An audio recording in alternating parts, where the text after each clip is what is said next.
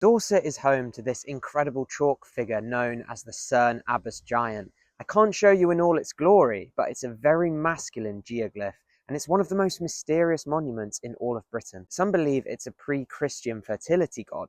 Others that it was created in the 17th century as a joke to mock Oliver Cromwell. It doesn't appear in the records until the 18th century, but recently it's been dated for the first time using modern science. And it was a date that no one was expecting. Soil from the first layer of cut chalk was analysed and placed the giant at 700 to 1100 AD.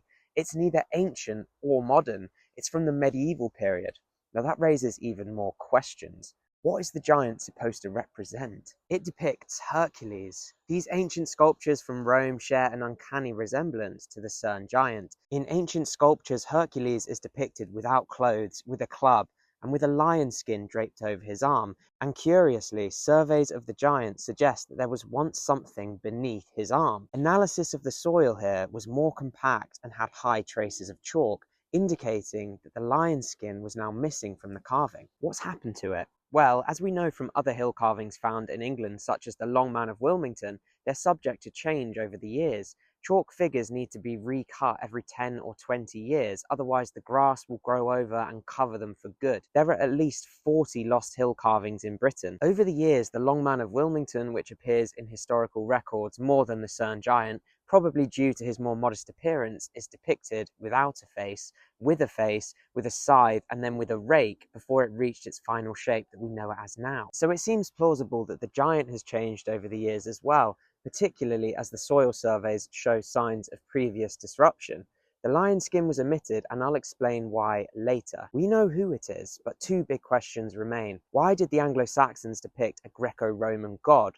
And how was it preserved so well for at least 1,000 years when so many other hill carvings have been lost? When I first heard the Cerne giant was Hercules, my instinct was to reject the theory, but there are a few historical clues which show us that the Germanic tribes and latterly the Anglo-Saxons were aware of Hercules. Tacitus says of the German tribes, they even sing of Hercules among their bravest heroes as they approach battle. Hercules could have filtered into the Germanic world through Roman interaction. An Anglo-Saxon monk, Aelfric, in 955 AD says that the pagans used to worship the giant Hercules, and he wrote this while he was staying at Cerne Abbey, which sits just below the giant carving.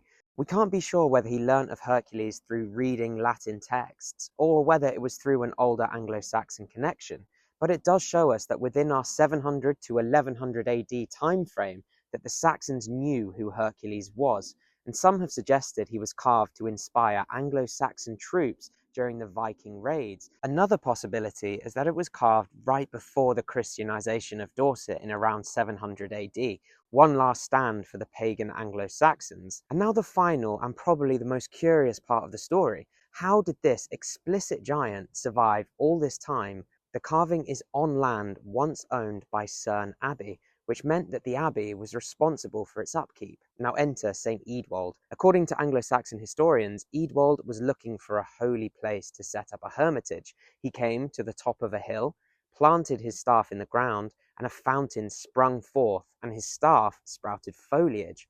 The spring can still be found in the grounds of the abbey. Eadwald went on to perform miracles, and the abbey was built next to his hermitage. The monks reimagined the giant as Eadwald, and perhaps the giant itself inspired the myth of the abbey and its famous spring.